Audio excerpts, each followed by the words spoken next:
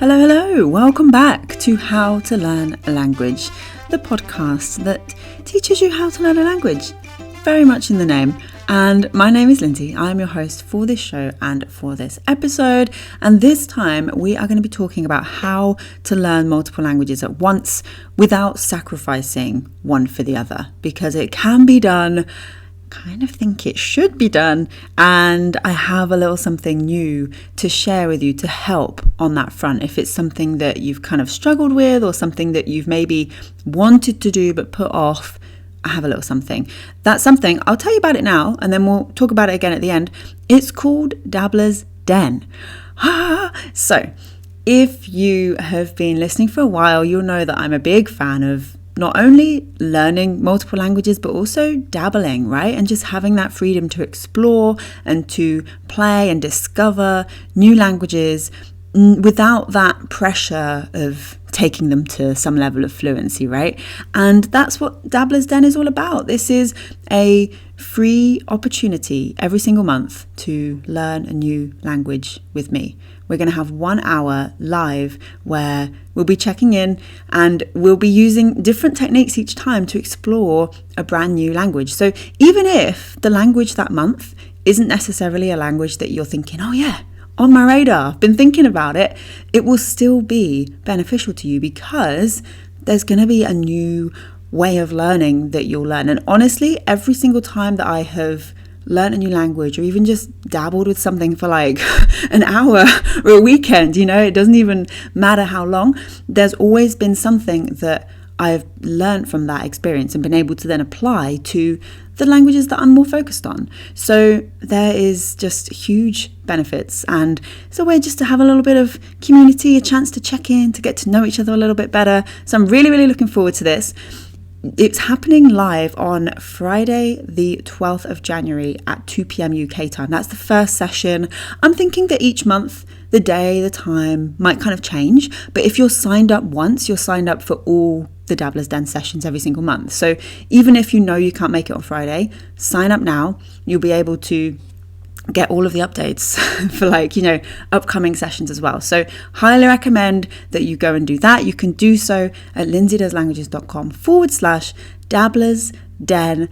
And I'll see you on the inside. It's going to be fun. It's going to be so much fun. All right then, so let's get into our topic for today, how to learn multiple languages at once.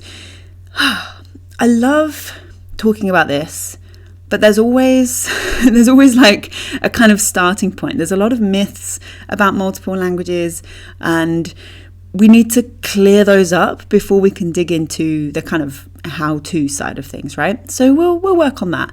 And I need to tell you something first of all. I am coming at this from quite a biased position because I've rarely studied one language at a time. Instead, I've almost always been learning multiple languages simultaneously, whether that's 2 or 3 or 10 or whatever. Like, I've always been doing multiple languages at once, like 9. If you pick, 9 points in my language history out of 10, there'll be more than one language on the go. And when I get into a new language, I often dive in head first. I try to learn as much as I can, as quickly as possible, have that speedy gain.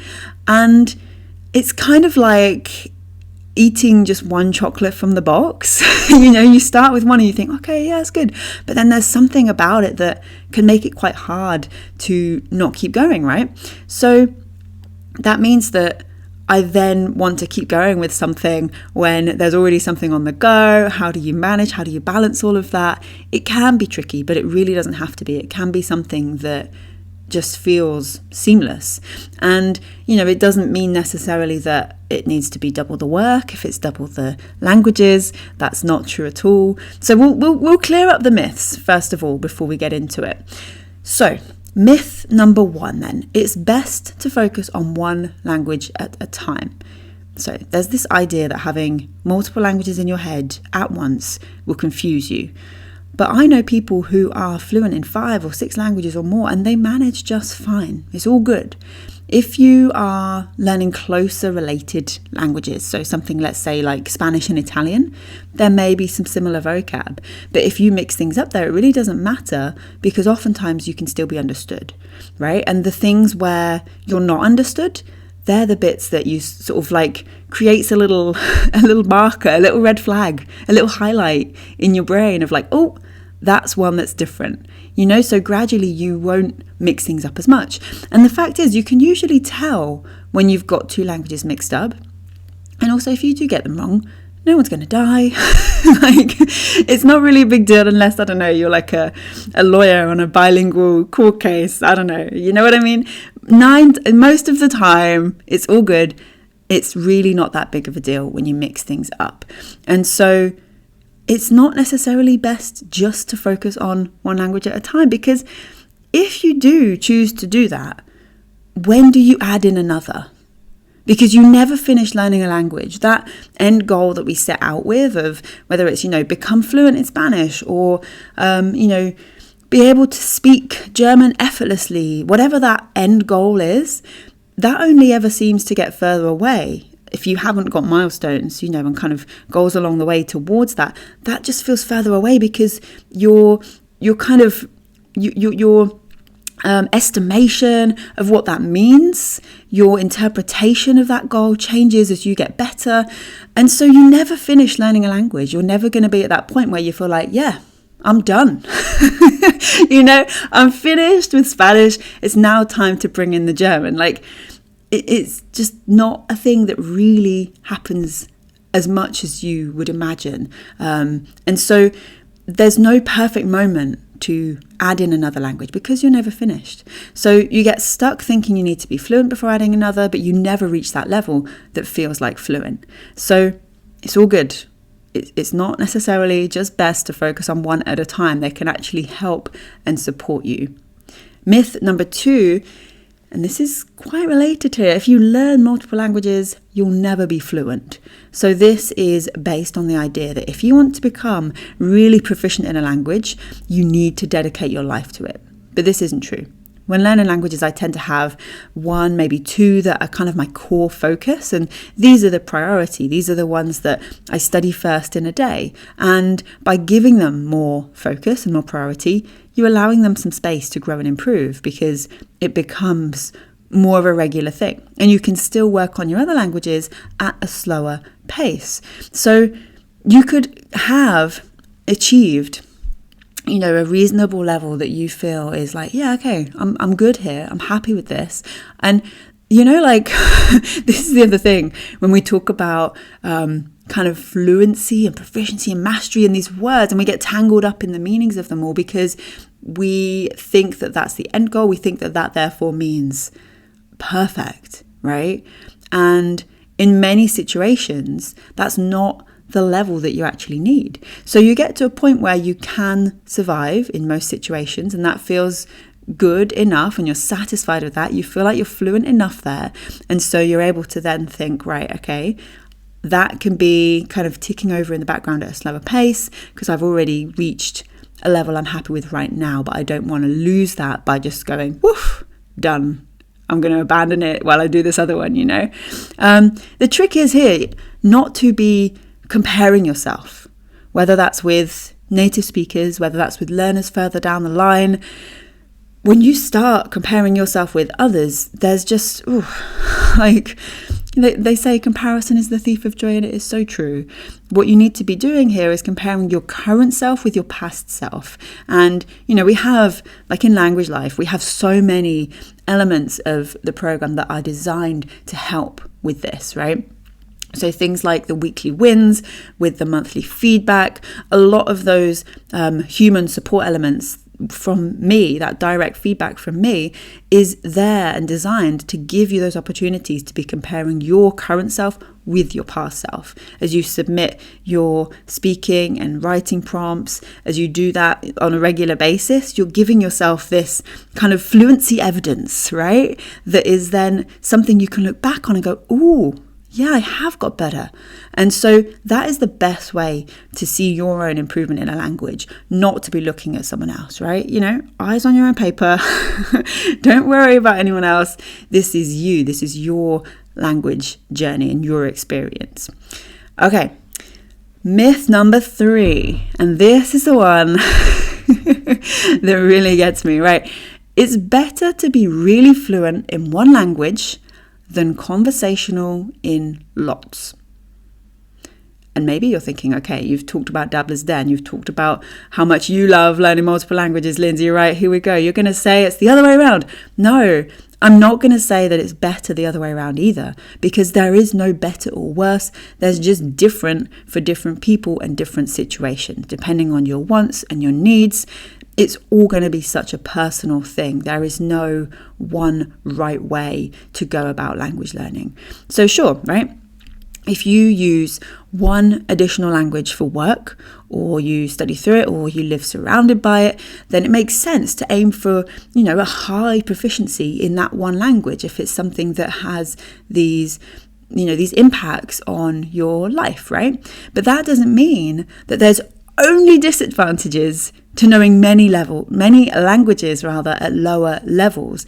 Even just knowing a few words in a language can be so impactful in certain situations. The amount of times where just having like a really simple conversation starter in a language that I'm not fluent in abroad has given way to then, further interactions and further experiences. Like I've been in Myanmar and been offered noodles in the street. I've been in Myanmar in a flood.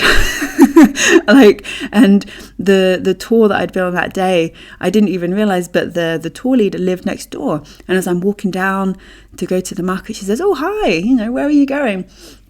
I said, I'm going down to the food market, get some food. Oh, it's all shut because of the floods. Like it's crazy. I was like, oh, okay. I get invited for dinner. Like all of these little moments, because we'd had these interactions where I was able to just, check in just with a few words. It's not always about fluency. And the other thing here, this is a big one. Multilingual is the norm around the world for more people than we might first think. In fact, more than half the world's population are estimated to be bilingual or monolingual. So monolingualism is not the default. Just speaking English and assuming that everyone else speaks English too is not the default. And neither is perfectly balanced, fluent bilingualism. So move fearlessly forward with multilingual as the default. Okay. We've cleared up a little bit of the myth stuff, right? Now let's get into some of the practical things on how we can actually learn multiple languages at once. Firstly, let's talk about time management. Now, there are several key principles to learning multiple languages at once, but I find the most important thing is your time management. And I say this in Language Life. In fact, the lesson on time management is called time management, open brackets, or not, close brackets, because time can't really be managed. Like it's always going to be moving. There was a TV show when I was growing up in the UK called Bernard's Watch, where this little boy had a watch that he could push the button and it would stop time. So he could pause time, right? It was amazing. So I always say, we don't have Bernard's watch. We can't pause time. It will keep moving regardless of how much or how little we're doing with our languages, regardless of how satisfied we are with that. It's still going to be going forwards. And that said, right, sort of time management or not, knowing how to manage the time that we have and the time we have to work with is key when it comes to any language, but especially multiple languages.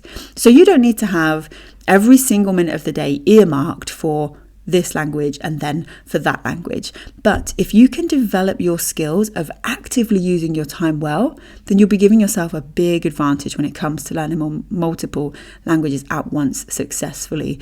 In fact, that time management lesson in Language Life, it's the same module. So the module is balance. There's a lesson on time management. There is a lesson on multiple languages. It's all in the same space because it's so connected, right? So you can't, as we said, you can't manage time. It will always happen. We can't control that, but we can control what we're doing with the time, right? So developing your prioritizing skills and understanding your procrastination triggers so you can avoid them as much as possible. That's the sort of stuff that really helps it. And we, like I say, we do all of this in so much more detail inside Language Life as well. Second, then, consider your environment.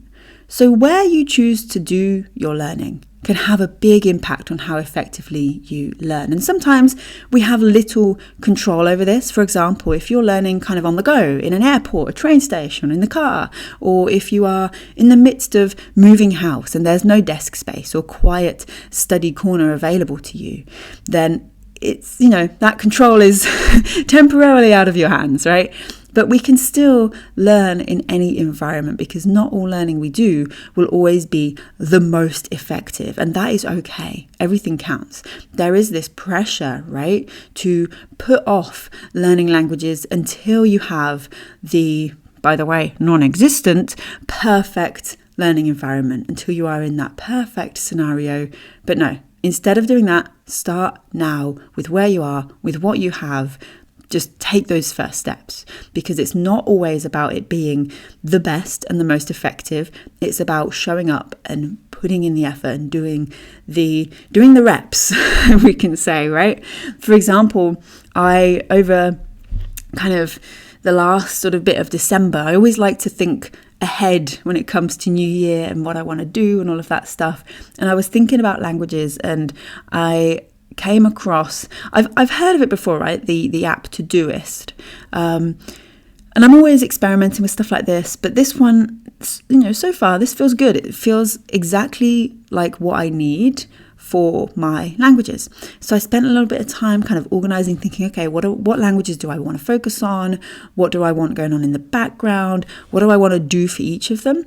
And those tasks I've now got like set to repeat. So it comes up every day. It's telling, oh yeah, I need to do that today. I don't want to forget that tomorrow. Like, it's really taken the thinking process out of it. So those little sort of micro habits are happening, and they're not always the most effective. So when I've got, for example, record myself in my phone set to come round every day for some languages, that doesn't mean that every single day I have half an hour of perfect sitting and planning and writing a script and editing the script and correcting the mistakes before I speak into my phone. Equally, it doesn't mean that I have a perfect 10 minutes to sit and just hit record and talk long about one particular thing that comes up. Some days I'm literally recording just one sentence, but I am doing it. And with that, I'm speaking more than I would have without those kind of habits, without managing that time more effectively, right? So this stuff is so important. And it starts with considering what you can control, making the adjustments that you can to enjoy your learning more. So for example, if you enjoy audio lessons on your commute on the bus, would a pair of noise cancelling headphones be a good investment? I know that I'm not massive on audio lessons, but for my listening, I do a lot of that while I'm walking, and my headphones are kind of bone conductor. So if I'm walking down a noisy street and there's traffic, I'm missing out on that bit, and it's kind of annoying. And, thankfully that's not the extent of my walk. But if all of my walk was like that alongside the traffic, then I know that actually it would be good for me to have some sort of noise cancelling headphones or something sort of over ear to contain the sound so I can stay more in the zone with it. Another example, if you are moving, if you're not in a bit of not in that permanent home right now, things are surrounded by boxes and all packed away at home, does that mean that a trip to the library would be worthwhile to just get some space to really think about it? And equally, if you have been on a screen all day for work emails, would a book be better in the evening than apps, where you're then looking at a screen even more and it probably feels just like work? So really considering what you're doing and what your environment looks like and what you want it to look like for your language time. Okay, break between languages. So if you have some time to study multiple languages in one go, just taking a little moment to have a bit of a break in between to kind of glide from one to the other a little more comfortably is really beneficial. And this doesn't mean that you have to it can mean this. It doesn't mean that you have to stand up and move about and go and sit in a different place. It can be that, but it doesn't have to be. If it literally just means going from one app to the other, that's fine, right? Just having that change. And, it's good to have that break if it's possible, but if it's not, it's okay. It's okay. But it's fine to sort of move about a little bit before you then settle back in. You sort of, what that does is when you're able to take that slightly longer break between studying, it helps to just avoid fatigue and boredom in the second one, because chances are you'll be sitting down, and the first one you'll be more focused, paying more attention. And then if it's like, okay, now next, it just becomes like a bit of a chore, a bit of a bore, and that's not what we want. So if you're finding that that's the case, taking that little break when you can be really useful. Okay, connected to that last one then, ease yourself in. So it is a good chance to use that time smartly to kind of ease yourself into the next language.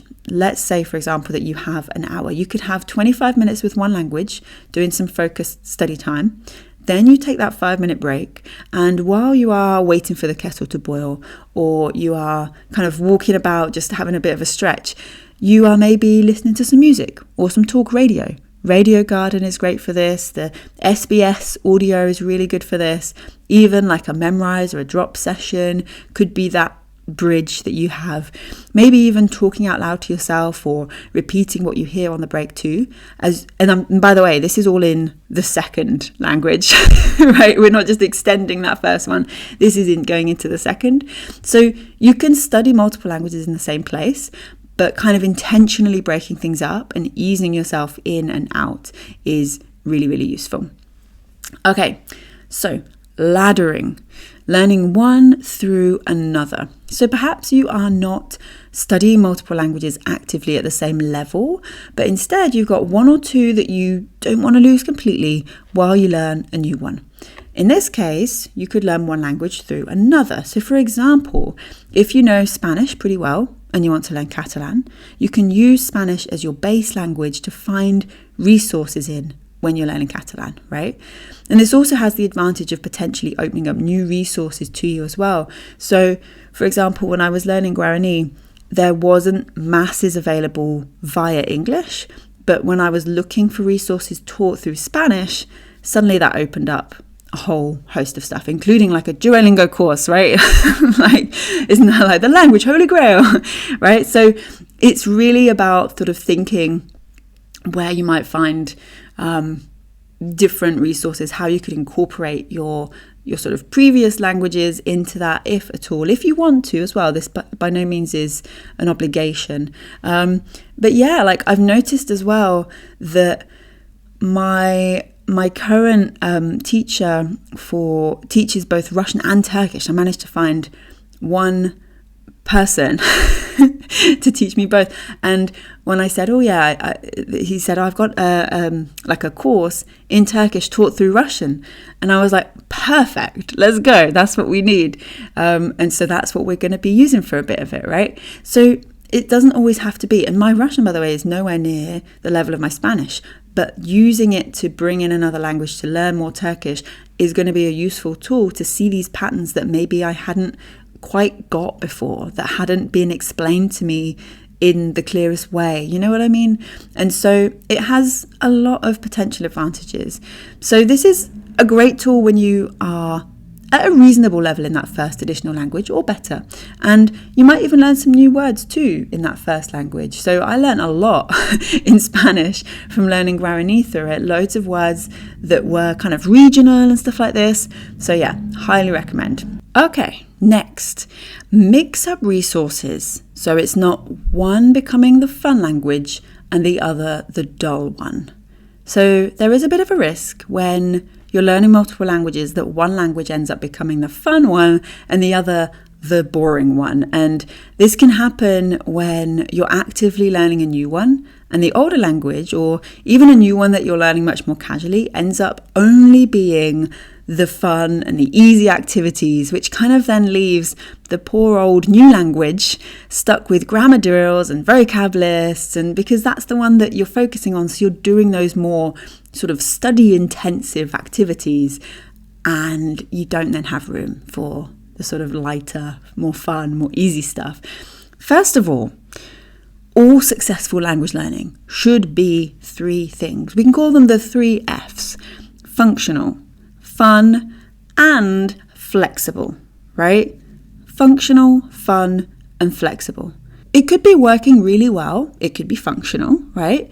And it could be working so well that it is fitting in and around your holiday and all of your crazy new work schedule, and you're still getting things done. It's flexible.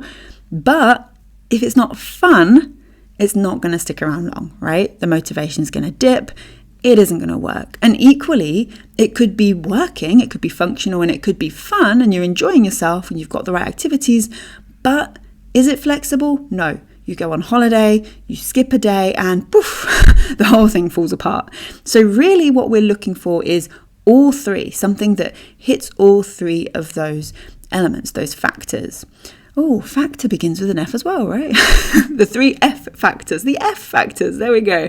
So there is no reason that things have to be this way with multiple languages, where one thing is the fun and one is the boring one. And we can definitely avoid this really easily. All you need to do is mix up your resources and activities for all languages that you're studying from time to time. Now, this doesn't mean that you have to switch every single week and that you never finish a chapter in a course book. It's more so in that the additional activities can be made more playful and fun. So, for example, right now, with my new format, with my Todoist language list, I have my reading activity for most of those languages set to read Wikipedia article. By the way, I feel like I should do a whole episode about the Wikipedia app because it's amazing. So more on that later. We'll let me know if you want to hear that. We'll talk about it because it's so good. For languages, I mean. And so, yeah, that's my current thing that I have set for reading. But I know that eventually I might get bored of that. And so you're always monitoring, you're always kind of observing yourself and thinking, actually, yeah, I've noticed that I'm not doing that as much now, so that needs to change. Or I've noticed that I'm not looking forward to that, so that needs to change. Or that's the fun side of it, right? Or that isn't working, it's not functional, it's not getting me the results I want, so it needs to change. Or I went on holiday and it didn't work, it's not flexible, it needs to change, right?